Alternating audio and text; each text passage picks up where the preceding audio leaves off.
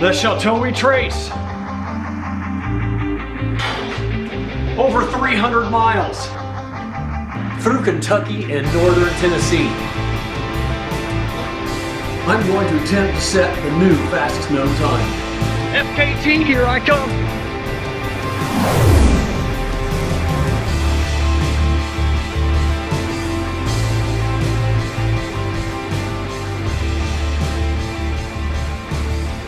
Welcome back to the channel, everybody. My name is Jason. Thank you so much for joining me. For those of you who have been following me for years, thank you so much for your support. And for those of you who may be new to the channel, my channel is all about backpacking, kayak camping, a little bit of farming, and now FKTs. So if those things interest you, please consider being a subscriber. For those of you who do not know what an FKT is, it is an acronym that stands for fastest known time. There are three types of fastest known times: supported, self-supported, and unsupported. I will be attempting a self-supported, which means I'm allowed to support myself. So I can stash a food bag along the trail, I can stop at gas stations, lodges, restaurants, etc., whatever I may encounter along the trail. So I'm supporting myself. An unsupported attempt would be carrying your entire food supply from beginning to end with no resupply and no outside help whatsoever. This would be a little difficult for me considering the length of the trail.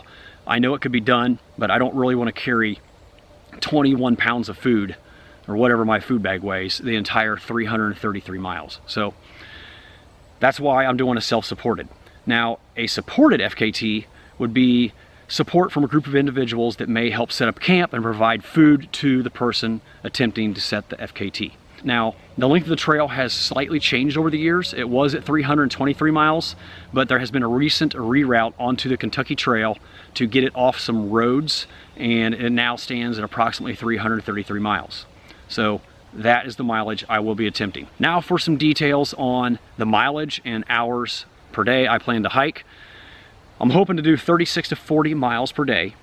And because the daylight hours are going to be below 11 hours at that time of the year, early November, I'm going to be hiking in the dark in the mornings and the evenings. So to help speed this up and not be hiking 15 or 16 hours, I do plan to jog 4 to 6 miles each day and try to keep my average pace at 3.5 miles per hour.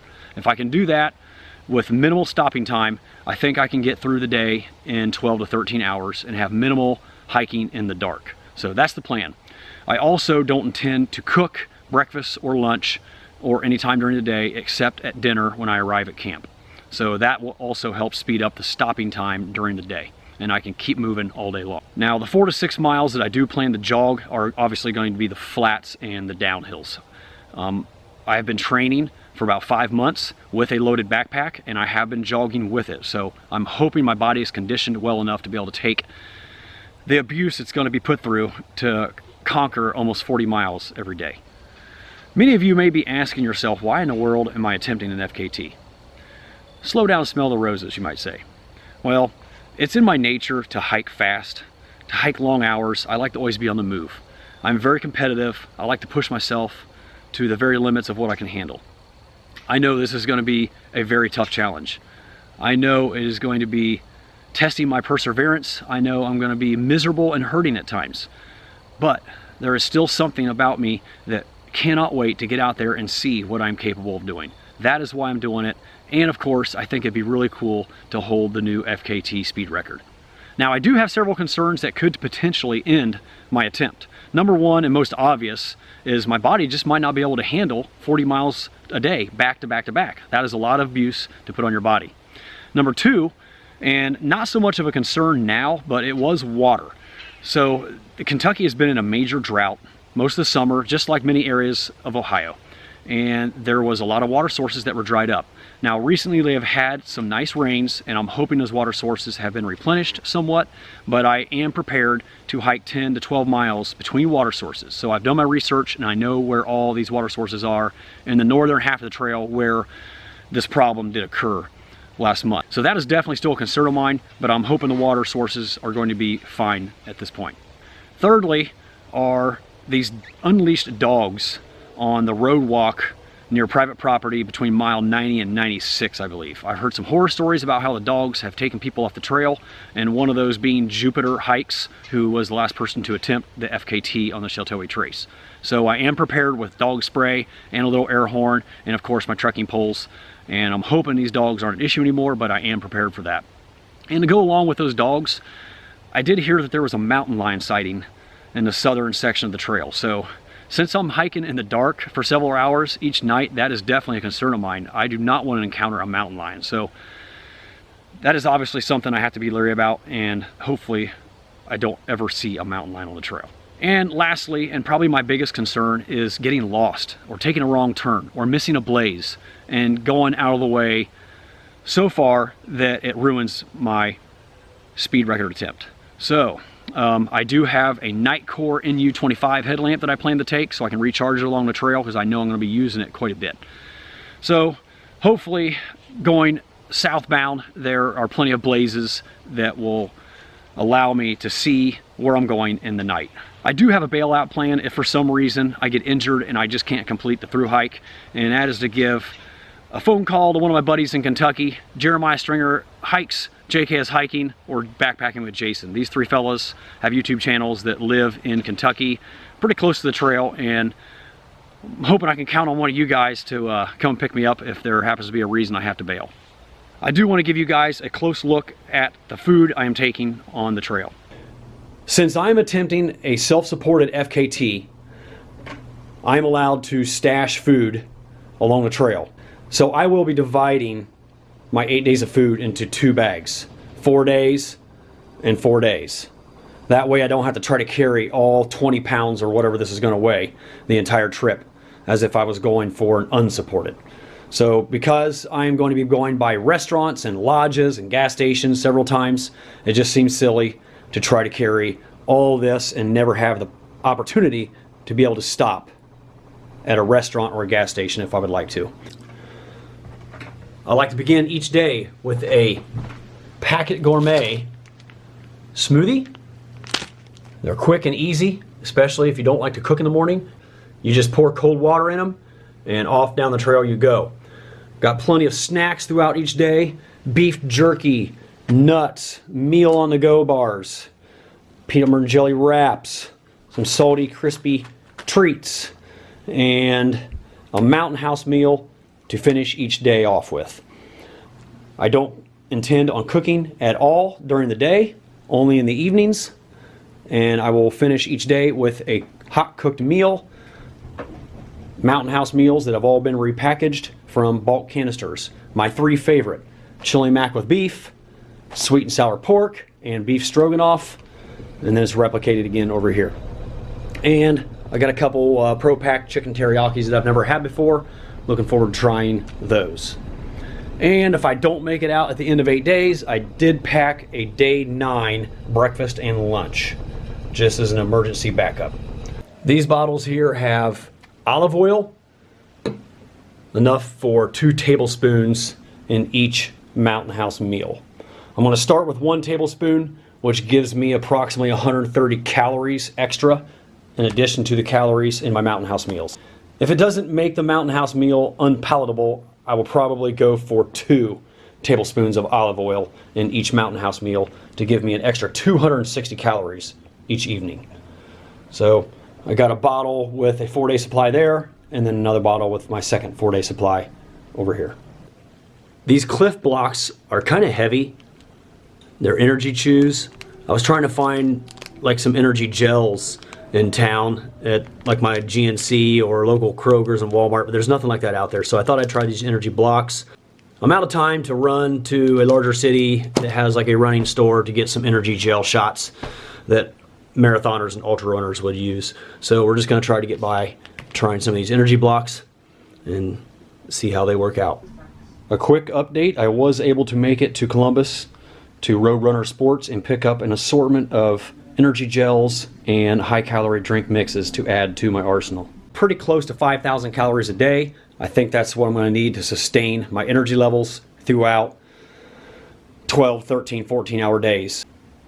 I tried to average 120 to 130 calories per ounce. So let's get this all bagged up, get a total weight, and see just how close we are to that 120 calories per ounce. Here's a look at everything bagged up in their individual bags for each day. Day 1 through 4 will be going in my small light AF bear bag. It's going to be a very tight fit. 4 days definitely maxes out that bag. Day 5, 6, 7, and 8, and part of day 9, if needed, will go in my light AF large bear bag. And this is going to be the food that is stashed at the midway point for me to pick up on my way through. Okay, let's get these all bagged up in their bear bags and see what the final weight tally is.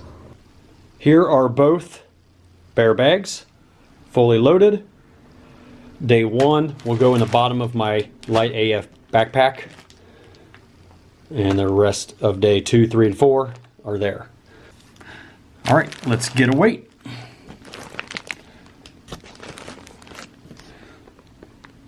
£10, 1 ounce, or 4.57 kilograms.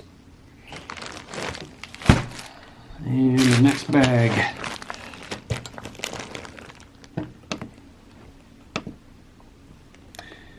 Is 11 pounds, 5 ounces.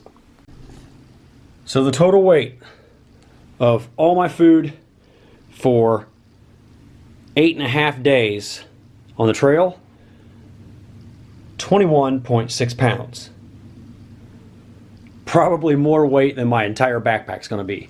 So I am glad I do not have to carry both of those for an unsupported FKT attempt.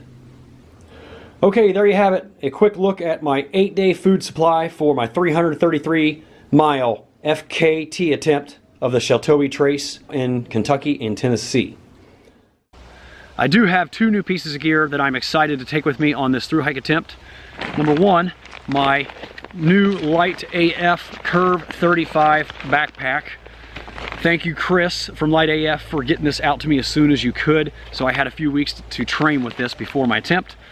I did get the little fanny pack in the front to carry snacks and supplies in there. And also, one modification I've made is I took off one of my side pouches from my Z-Packs Arc Haul, and it fit perfectly on the waist strap, and that is where I carry my camera. So I've always carried my camera on the side pouch of my Arc Haul, and it fit perfectly on this strap as well. So I have been training with a loaded pack for several weeks. I really like the Light AF, and I will give a more in-depth review of this after the hike. The second piece of gear, my new UGQ Bandit Top Quilt, 20 degree with 950 down. So it's very lightweight, very warm, and this is going to be needed for several mid to upper 20s that I'm going to encounter in the evenings on this hike. So after I return from my hike, I do plan on doing a few follow-up videos to discuss how I trained and prepared for this hike, including nutrition and supplements I took, and a closer look at my gear that I took, how I packed my pack, and any changes I would have made if I was to do it all over again. I also plan to track my hike with my Garmin InReach Mini, and if you are interested in following along on the MapShare site, please send me a private message to my Facebook page at Jason Wish or at Wishwell Farms, and I will be sure to send you that link so you can follow along on my journey. Finally, I'd like to give a shout out to the STA, the Sheltowee Trace Association, for their wealth of information on their website that has really helped me out in planning for this thru hike, and their Facebook page to everybody who has graciously answered all my questions about water sources and information about the trail while planning my thru hike. Thank you so much. All right, guys, that's going to do it. Thank you so much for tuning in. Don't forget, if you want to follow me along my journey during this FKT attempt, to send me a private message to my Facebook page so I can get you the MapShare link. And also, if you haven't subscribed already and want to follow me along on my adventures, please consider being a subscriber. Until next time, I'm Jason Wish, wishing you a great time on your next adventure.